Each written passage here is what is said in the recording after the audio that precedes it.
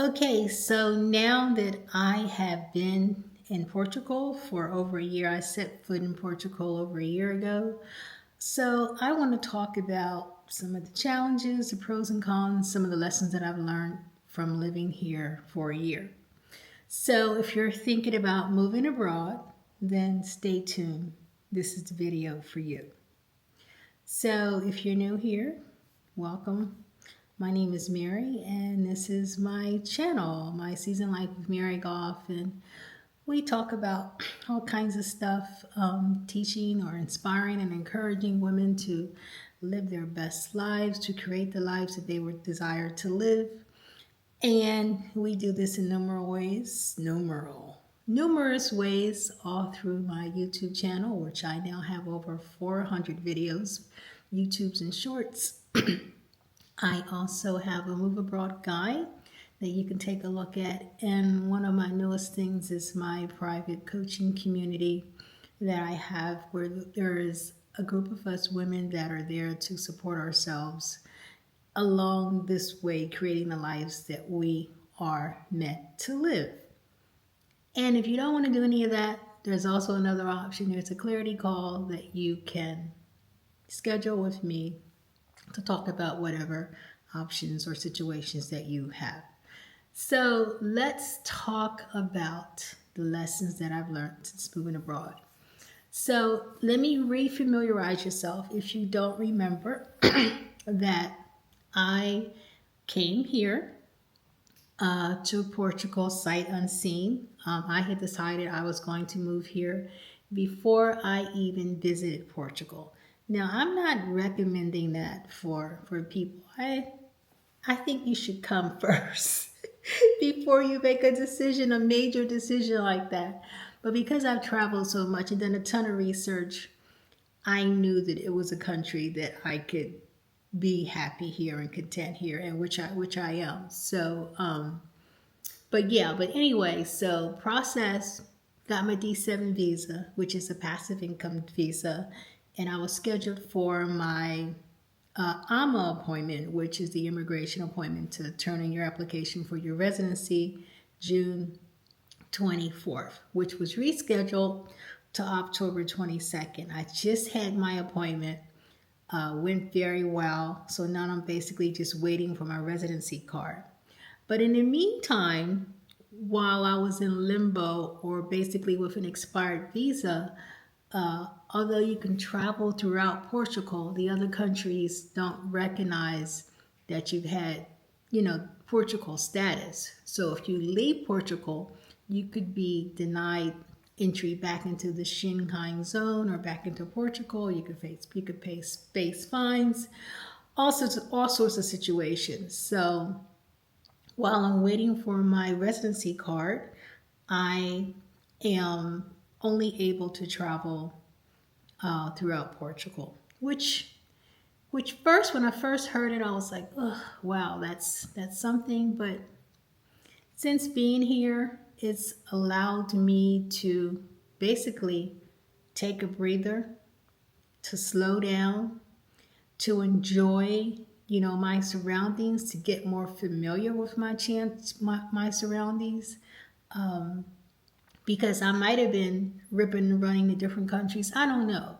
But not being able to has allowed me to pivot and maybe do some other stuff. And while I was waiting for my residency card, I decided to be more productive with my time.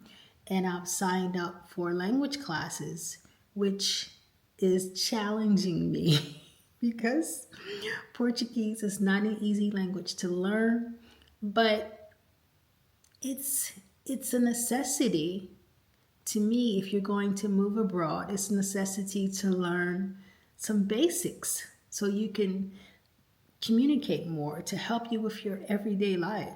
So I'm all about challenges. So if something doesn't go exactly the way you think it is, then pivot. Don't look at the negative. Look at, okay, I have this extra time. What can I do with it? And so that's what I decided to do. I decided to pivot and not focus on, oh my gosh, I can't go anywhere. No, but this is what you can do. You can still go places, because I went to a couple of places in Portugal, um, which I'm planning another trip soon. And there's so many places to explore here. So there's just so much to do. So no reason for anyone to feel, that they're stuck or whatever. But I just think part of moving abroad is that you're going to have an open mind. You're going to have to be flexible. If you are used to things just going a certain kind of way, and if there's like some kind of massive change, then you're going to freak out. Then you might want to rethink this moving abroad thing, because things change. Matter of fact, right in the middle of me processing for my residency here in Portugal, they had a major change with the application.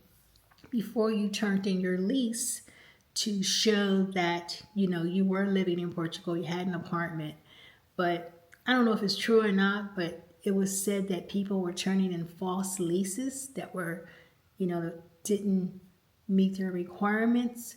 So now they were requiring you to have like your identification picture of your actual landlord. You have to show records that the actual lease is registered in the financial system, Porto's system, for registering leases. And you also have to have a notarized statement from your landlord saying that, yes, I am the landlord and this is my tenant and she is living at this blah blah address. And I also had to sign a statement saying, yes, I am living at this address. So people had went to their appointment and boom, didn't realize there was a change. And their application could not get processed because they had to get rescheduled because they didn't have all the documents that you needed.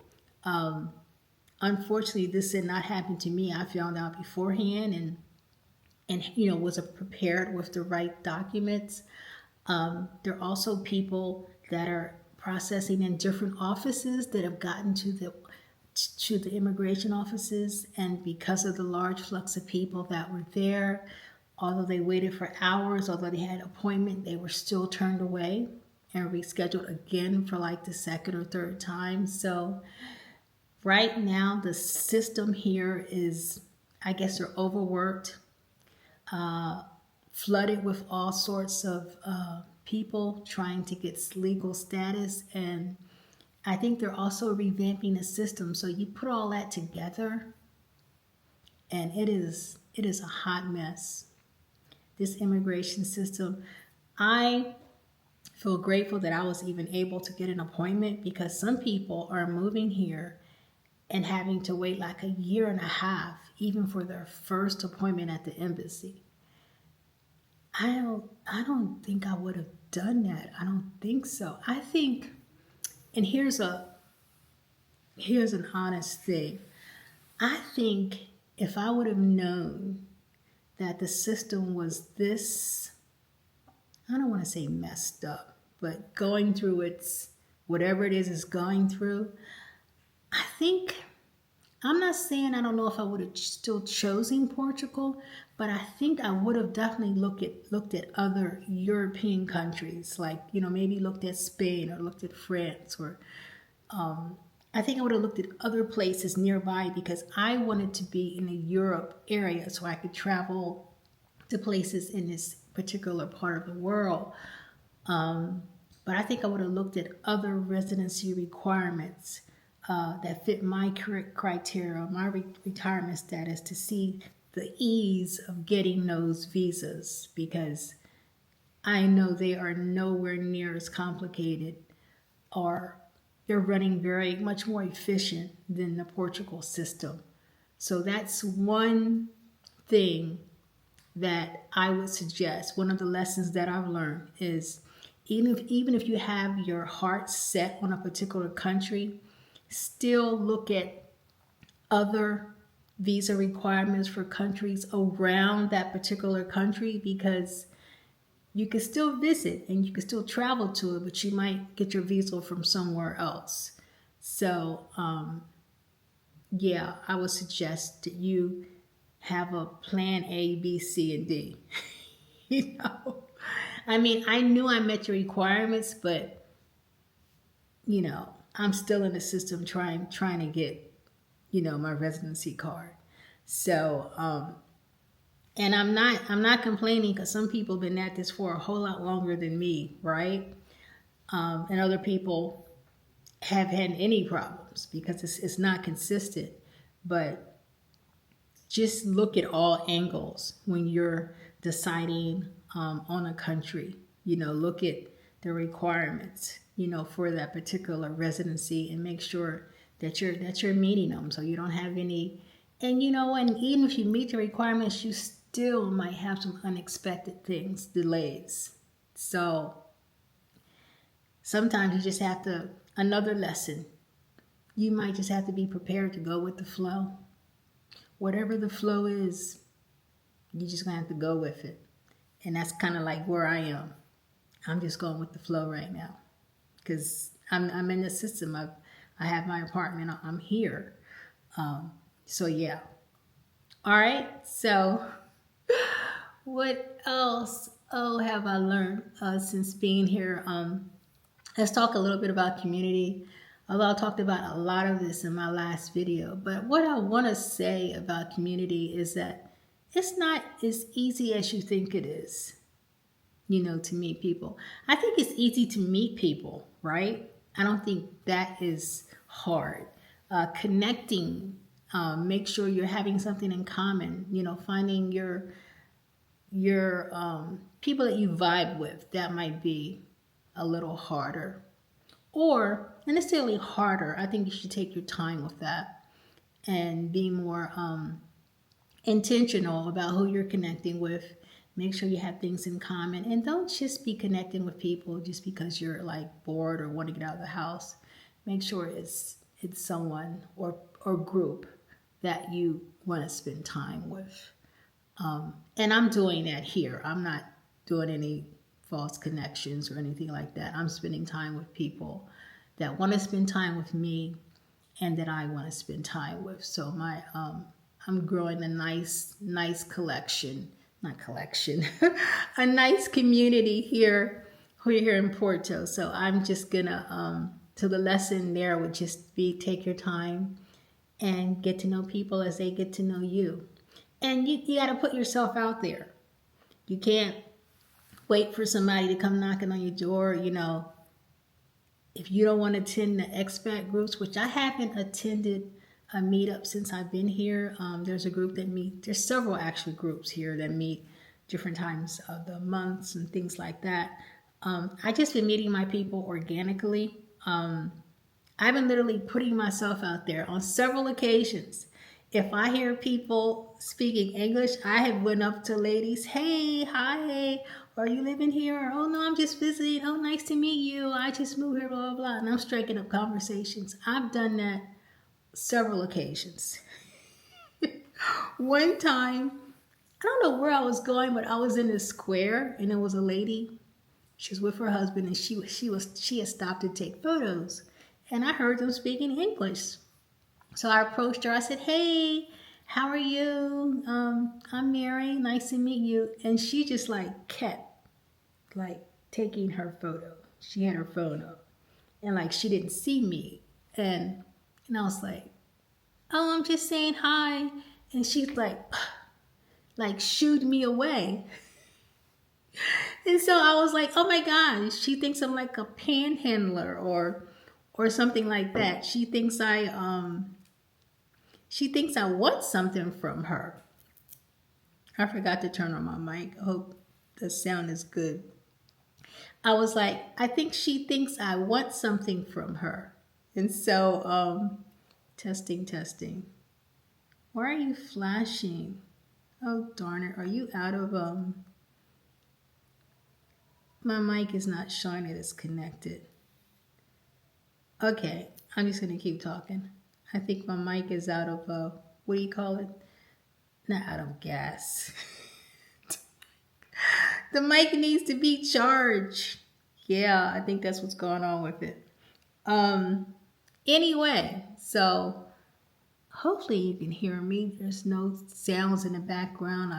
I'll make sure the volume is up as loud as it can be before I post it. I'm just rambling right now. But anyway, so yeah, she was shooing me, right? And I was like, oh my gosh. And so I said to her, I said, I'm not trying to sell you anything. I'll just stop to say hi because I heard you speak English because I live here. She said, oh, and then she finally turned to face me. Oh, no, oh yeah, no problem, blah, blah, blah. So we were chatting for a little bit, and her husband just like took off. You know, he was like way across the major street. And so finally she looked up and saw where he was. She said, oh, I gotta go. My husband is hungry. And I said, okay, well, nice meeting you. Enjoy your stay in Porto. And that was that. But I just thought it was weird actually that her husband had kind of left her and like walked all across the street. I'm like, dude, you at least, I'm not saying you had to stand there while we were talking, but at least wait for your wife. But anyway, that's their stuff. But so another time I approached a group of ladies. I was in the Bilal market, which is, you know, the market where I get my spices and all kind of fruits and veggies and stuff.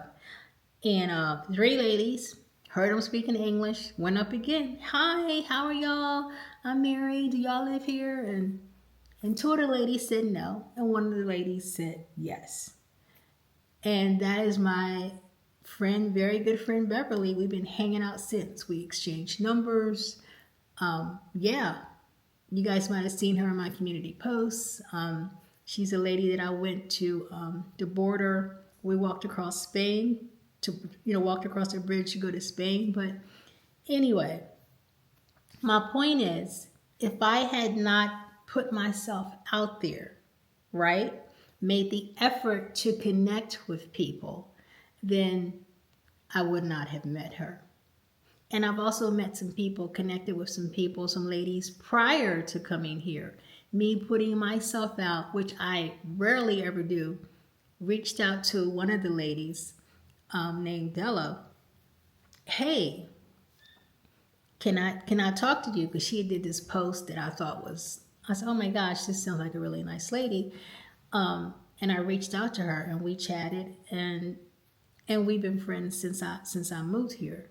So if you don't put yourself out there, and it might feel a little uncomfortable, right? But that's how you meet people. That's how you form authentic connections. You gotta make some of the effort yourself, right? So that's my lesson about community. What else do I want to talk about? Let's just talk about, I guess, some of the pros and cons. I don't have really a whole lot of cons. Let's talk about the cons first, and we'll end on a positive note. Not that this is a negative note. What are my cons about living here? I don't think this is a con, but you got to there is a language barrier. There is. And I advise anybody moving abroad learns. I wish I would have studied it. Well, I didn't really know I was coming here. So, yeah. But study the language before. Like a lot of people moving to Panama, Panama speaks English. Study the language before you get there. I'm studying it now, and I'm in the class with people that have been here for like years, 2 and 3 years, and they're just not taking this class. So I'm kind of feeling a little bit ahead because I've only been here, almost a year now. And only actually, not even living here full time, but when I first stepped foot in Portugal, it's been a year, but living here full time since February. So I think I'm at a good spot to actually, start learning the language. But it's gonna get uncomfortable when they start speaking very fast and you're like, what are they talking about? So I've learned the basics. I know falo Portuguese, fala English, and they'll normally say, oh, English, and then they'll speak in English. So yeah, that's not really a con. That's just getting used to the uncomfortableness of it, right? And knowing that there's an adjustment and just making those adjustments. That's what you got to do. You got to make those adjustments. You got to go to the grocery store. You have to know what she's saying when she's requesting your NIF number, or wanting or asking SACO if you want a bag, because they charge like 10 cents whatever for the bag. So you have to prepare yourself for those questions and know how to respond, because you're in Portugal. You're in a foreign country. So whatever adjustments you need to make. So know that there will be an adjustment period. And another thing, it's not really a con, but it's just getting used to how things are done. They have like this number system, right?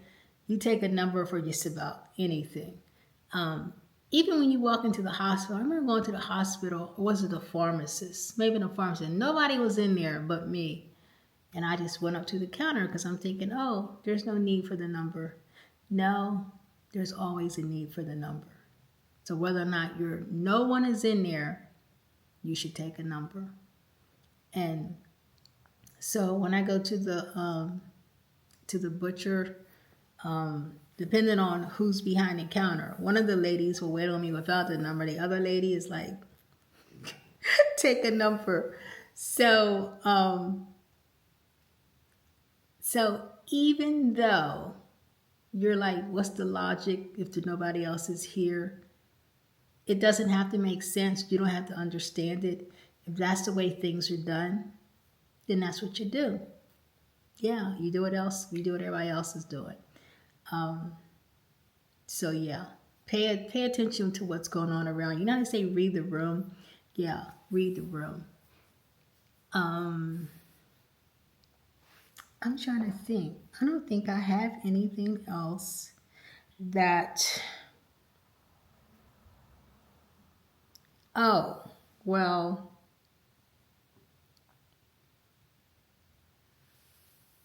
I don't think... Well, I guess we've already talked about it. You know, it's just something you have to deal with, the immigration issue here and the bureaucracy and how long sometimes it takes to get stuff done. But one thing I do like is that it's like a system. When I went into the immigration office the other day, even though it was hectic as heck, when I walked in there, and I was like, oh my gosh, it was like people everywhere. I mean, we barely got in the door. We had to let the officer know, the security guy, we had an appointment. And I had printed out my appointment email to make sure, there was no problem getting in. And when I was, up at the front desk to check in, and I was just like, oh my gosh, please have my name on this list. Gave her my passport, because people have been turned away because they did not have, whatever reason, their appointment was not registered. So once I saw her crossing out my name, highlighting, I was like, oh, thank goodness my name was on the list. But then, she gives you a number and you have to watch the screen.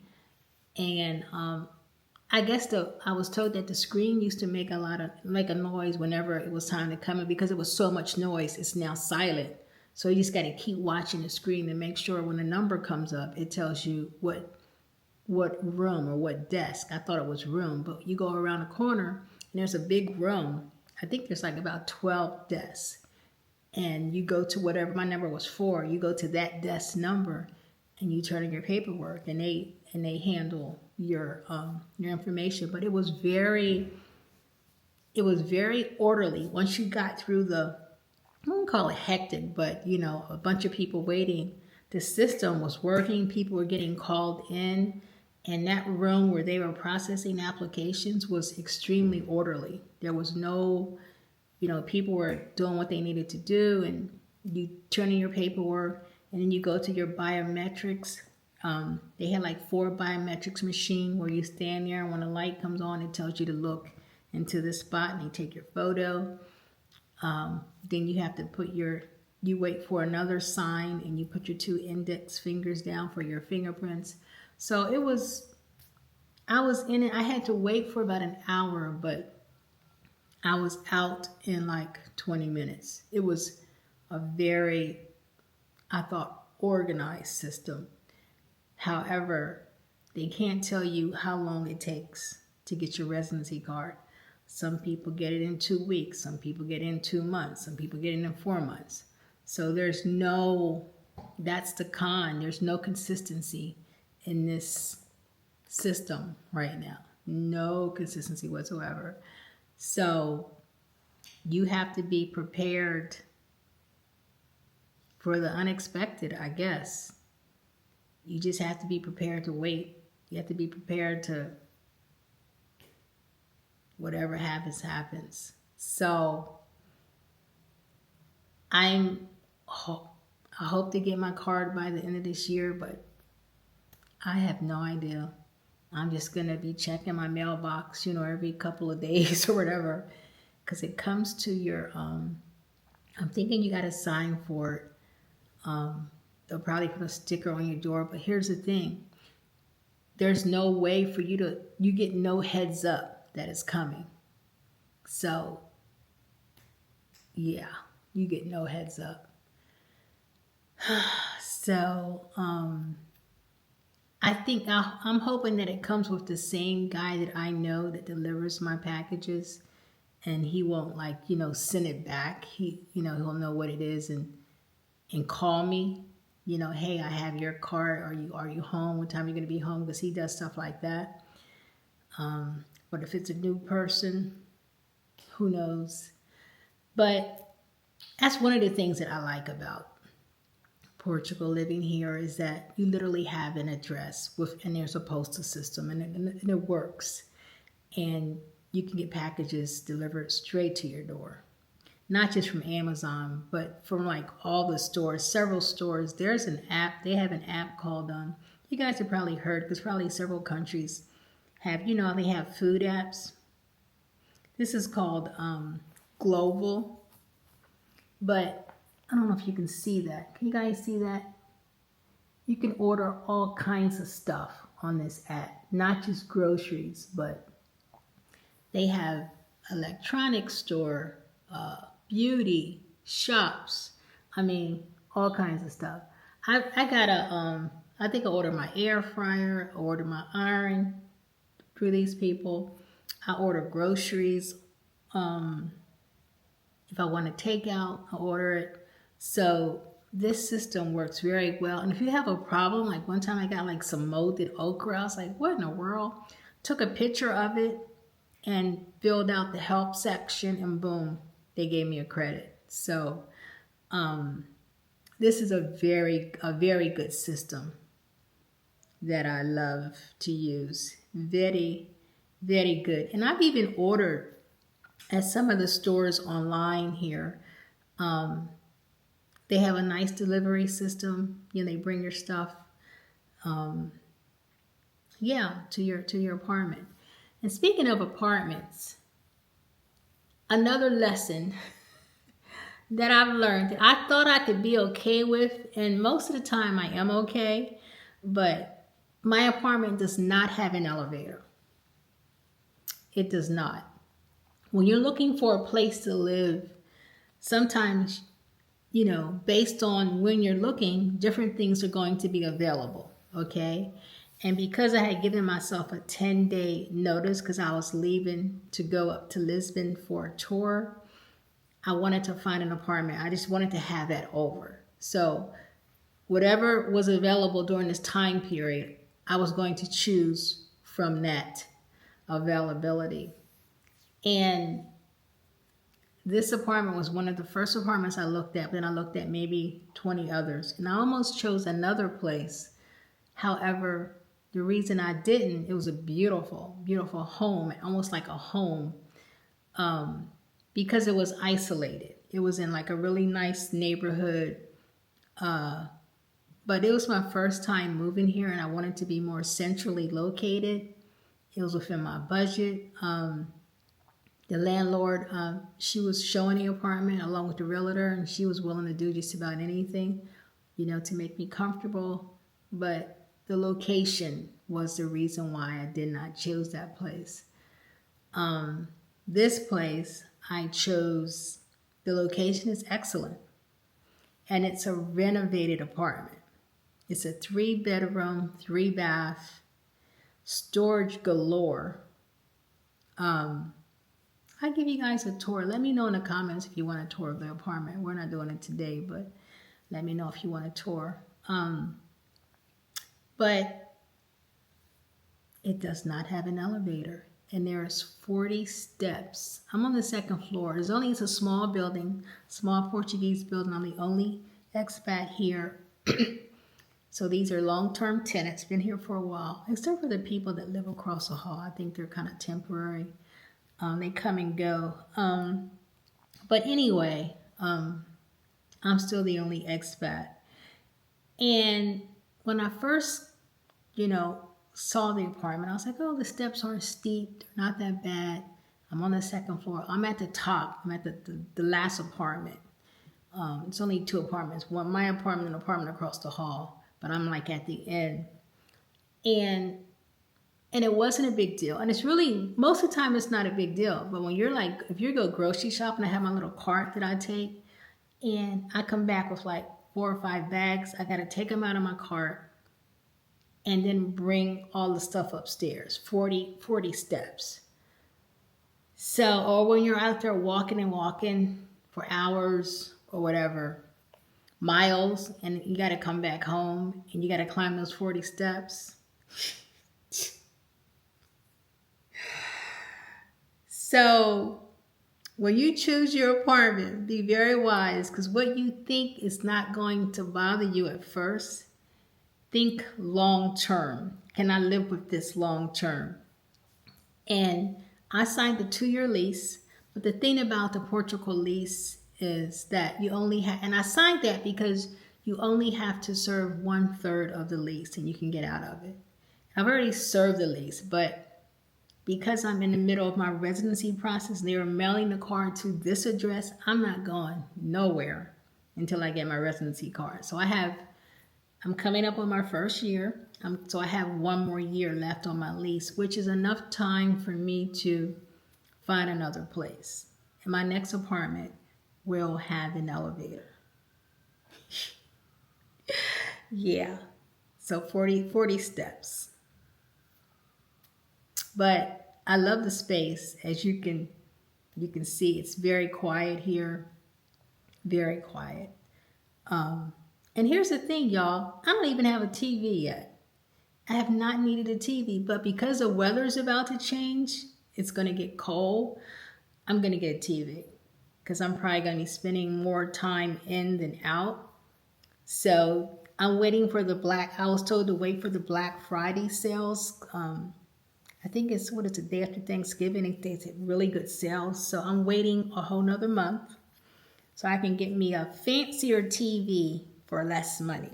Listen, I love a good deal. I am a bargain shopper. I will shop for a good deal, for real. So that'll be my next big purchase. A nice TV stand and a TV. Yeah. But speaking of a con, although it's a pro and a con, I love the seasons, right? Where it's not so hot and it's like a nice breeze. I love that part of the year. But now we have you can feel it in the air. The temperature is changing. We might have some nice sunny days, right? But along with winter here in Porto comes the rain. So I got some rain boots coming. I don't have a trench coat yet, but I have like a rain jacket that I've been wearing. Because last week it rained. I was like, okay, Mary, you need something probably long. So I saw a trench coat. It was a black trench coat. They didn't have it in the store, but they had it on the Zara website. I might order from them. Or I'm supposed to go to the mall with Beverly on, I think it's Wednesday. I might wait till I go to the mall and see what they have there. Because all the winter stuff is out now. It wasn't out like a month ago, but the stores are full of winter stuff right now. So I might wait to see, because I want a long coat, because I am in language class twice a week. So I'm gonna have to go out of the house twice a week and I've been walking. It's only like a 15-minute walk to walk to my language class. So if it's raining, I will be walking in the rain. So I want to have the right gear so I don't end up like a soaking mess when I get there. But so if you like all 4 seasons, then this is good. So consider the weather. You know, some people wanted to know. I don't mind cold and if I'm dressed for it. I was born in Delaware, so although having lived in Delaware in such a long time, I've been living in mostly warm weather places. But when I first visited here last year, it was very nice. But then it got cooler because I stayed for an entire month.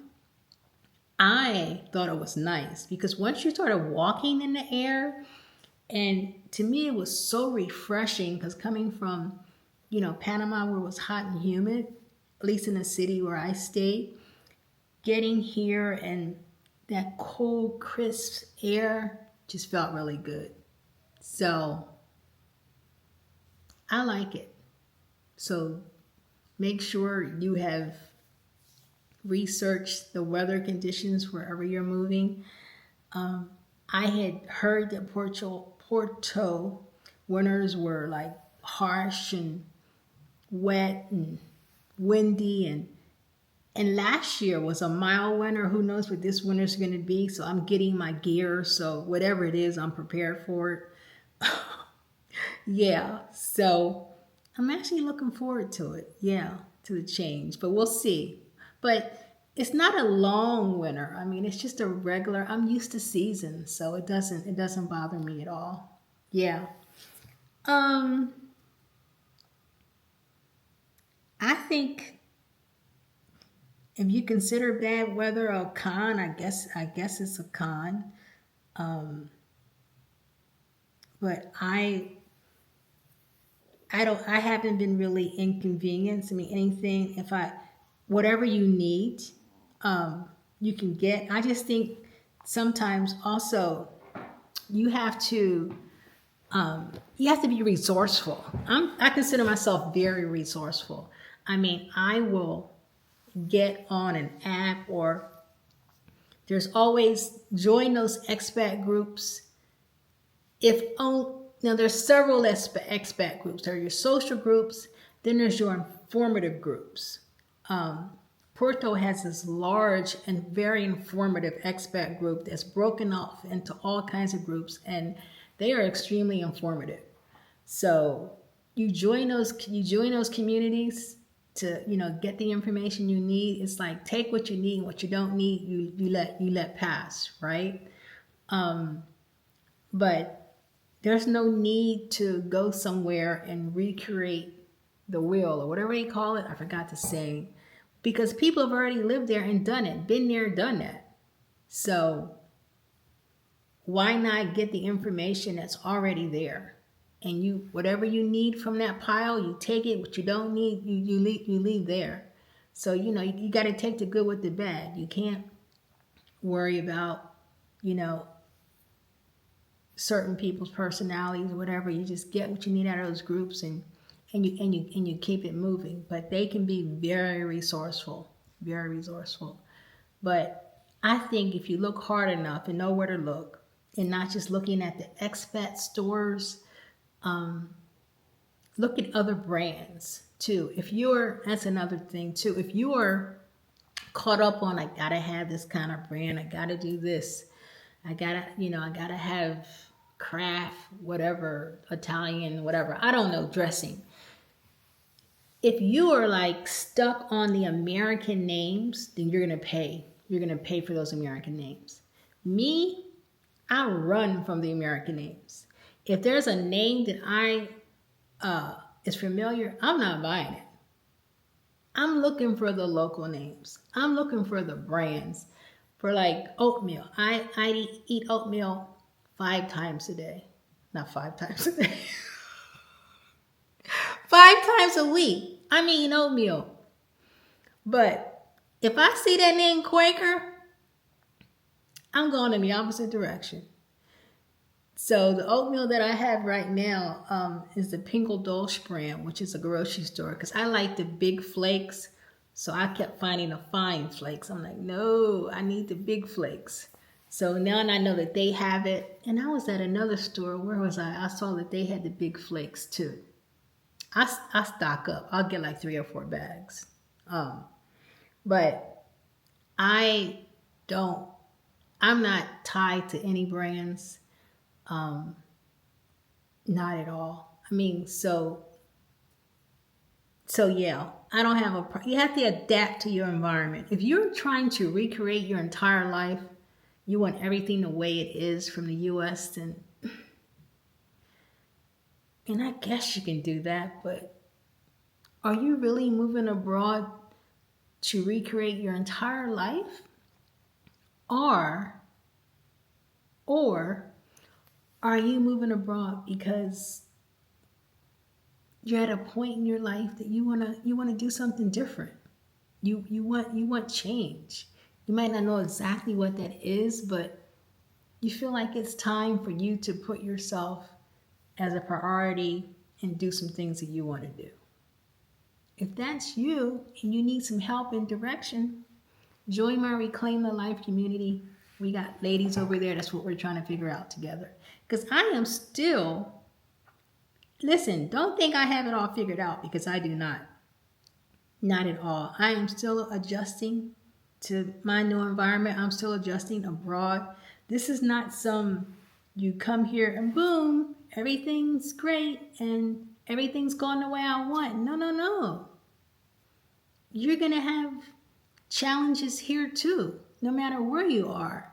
But I think because you have these challenges, right? You might have the language barrier or adjusting to the new systems or the different cultures. I think because you have those things and you're able to push through it, it's going to make you stronger. It's almost like you're going to feel, oh my gosh, like you can almost do anything.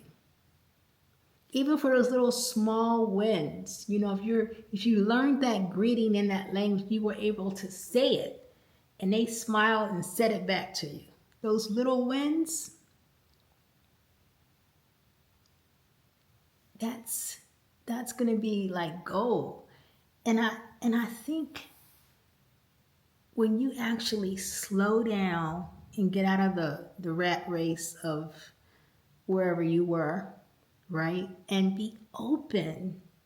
That's the key, being open to something different and new.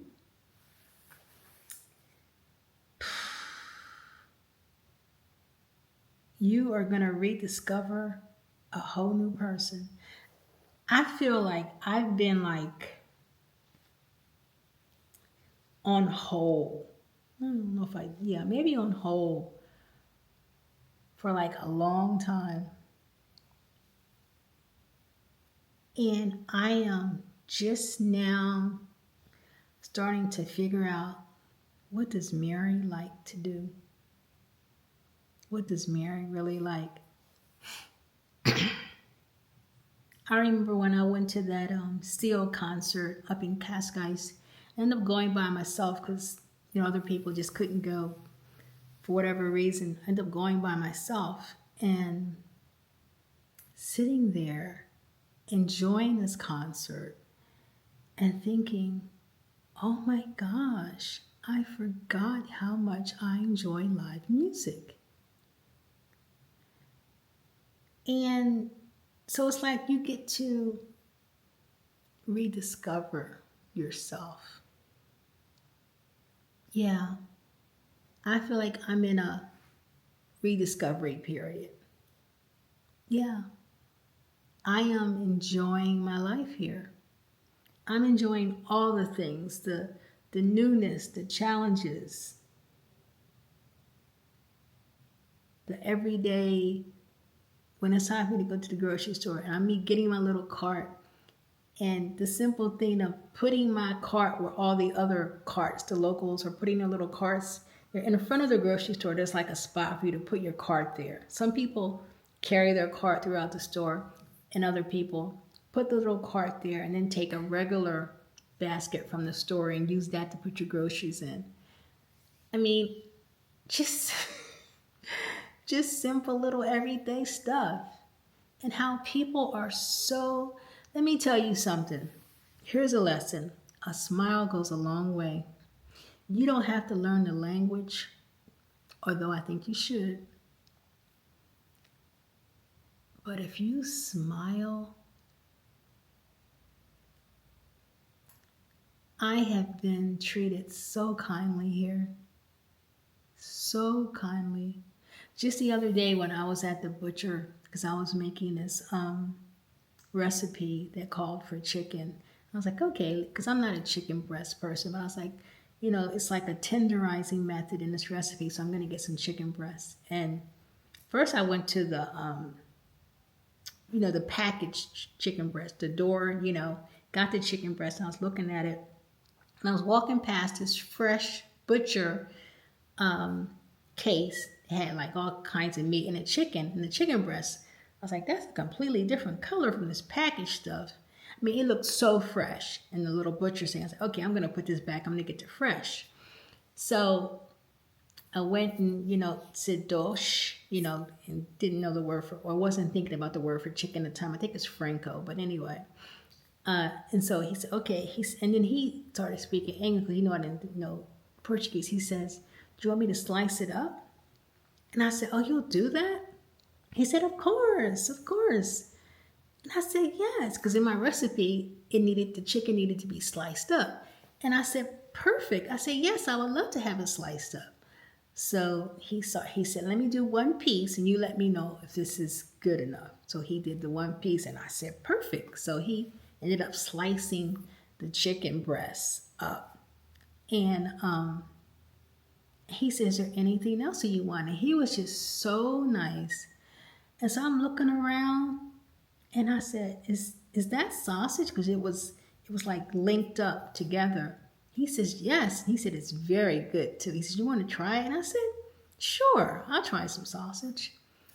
Although I didn't get to try the sausage because y'all, I came home, put my stuff away, and for some reason forgot the sausage in a bag. Took out everything else. Don't know how I did that. Took out the rest of the groceries, left the sausage in the bottom of the bag, went to bed. And that sausage spent 24 hours in that bag. And I think it was one of those where it got like warmer that day, and it was right by where the sun is hitting the window. So I opened that bag and that sausage was gone. So I didn't get to taste the sausage. But that chicken, oh my gosh, the chicken, oh, I gotta show you all my chicken. That chicken was so good. I made like this Asian chicken with vegetables. Y'all look at this. Can you see how good that looks? I love Asian food, so I've been making a lot of Asian dishes lately. I am so off topic. But the lesson here, is a smile goes a long way. Just be polite to people. And so now I know that anything in that butcher, they will cut it up. They will do whatever you want them to do with the meat that's inside they have it's in the grocery store, but it's like a fresh butcher thing. If there's like chicken with the skin, because I saw the other guy, he was taking the skin off the chicken for the lady. So I was like, I'm not getting any more packaged meat. I'm going to get my meat from here. Yeah. So be open to change. And the meat it's not expensive at all. And it's so much fresher. So instead of you trying to like recreate your life that was in the States, be open to something different. Because it's going to be better. Seriously. You're gonna eat better. If you put in the effort to do things, it's not just gonna magically, your life is not just gonna be magically better when you move abroad. If you don't have a good attitude, if you're negative Nancy or whatever, you don't work out, you don't eat right, you're gonna bring those same habits with you. And you might even get unhealthier. Because you might be overeating the worst stuff. So, but can you turn it around and start walking and eat because you're eating clean food? Can you turn it around? Yes, you can. Yes, you can. But it's going to take some effort from you. So if you're not willing to so the lesson is your life is going to be what you put into it. Period. And that's with relationships, whatever it is. It's going to be what you put into it. So there's no move abroad and everything is great. My life is great because I'm moving abroad. No. You're going to bring that stuff with you until you deal with it and handle it and put it where it needs to be and keep it moving. And I think I've lost maybe about 10 pounds since I've been abroad. Yeah. I know I'm a whole lot healthier. Whole lot healthier. But I don't believe in dieting. I eat what I want. I'm still, because I like to eat, right? So I'm just learning I'm going to start baking my own bread. I don't know how often I do that because I love bread. I can't bake it that often. That reminds me, I got a little loaf that I'm going to bake. I got an old banana. I'll probably throw a banana and some zucchini in there and some nuts. I think that'd be a nice combination. Yeah. Banana zucchini bread with pecans. And I have this recipe. It's called like a yogurt bread. Here I am. But anyway, so I hope you got something out of this video. Let me look at my notes that I made and didn't follow. But, another thing is a female. Let me just hit really fast as far as safety. I have walked home. I'm not saying that's what you should do because, you got to be careful wherever you go. I've walked home really late. But I was coming from a group event. Other people were walking in my direction, so maybe I didn't feel unsafe. But I haven't felt unsafe here. And I'm not saying that petty crimes don't happen. Of course, they're everywhere. So you have to be vigilant. But I'm very content right now. Very.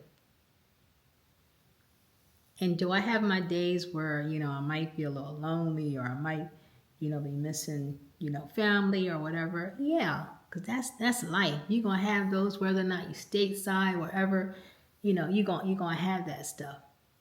But those days are few and far between. And I don't have any regrets. Not one. Nope. Not at all, because I'm the type of person that no matter where I am, I'm going to make the best out of the situation and I'm going to make it a positive experience.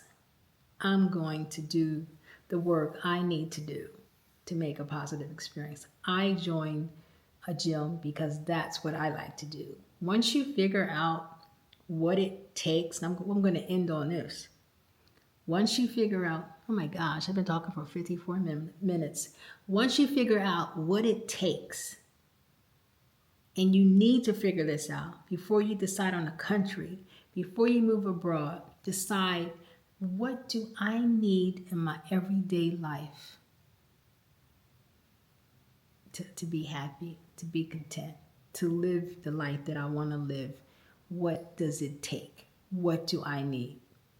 Think about that question. Write some things down if you need to. And then that's the life. that you should be desiring to create. Not what Susie is doing over here and not what Rob is doing over there. What do you want for yourself? And that's what I'm doing. And that's why I can be content. I can sit in this apartment for a whole week and I'm good. Because I'm doing the things. I'm doing the work. I'm doing the things that I need for my everyday life to create the life that I was designed to live. All right. Hope you got something out of this video. I'm sorry for rambling, but I just wanted to chat with you about my my first year here in Portugal. I did it sight unseen. I'm glad I did, and whew, it's been a growing experience for me, but it has expanded me in ways. I've grown in ways that, yeah, and I'm so resourceful. Oh my gosh, I have shown to be very resourceful. I figured out so much stuff since I've been here. Where to buy furniture, because this was a completely unfurnished apartment, and I just figured out a lot of stuff.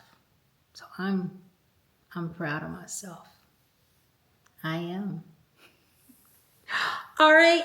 Thank you so much for watching. Make sure you like and subscribe and hit the notifications, because this is all part of my Real Talk series. So we just had a real talk about my first lesson abroad. My next video is going to be on finances. We're going to have a real talk about money, because y'all are doing some crazy stuff. Y'all move abroad with your money. All right. So hit the notification so you don't miss that, and share this video. Make sure you like, because it helps YouTube know that this is something that people want to hear, and it helps them send it to other people as well. All right. Thanks so much for watching. Ciao, ciao. Until the next time.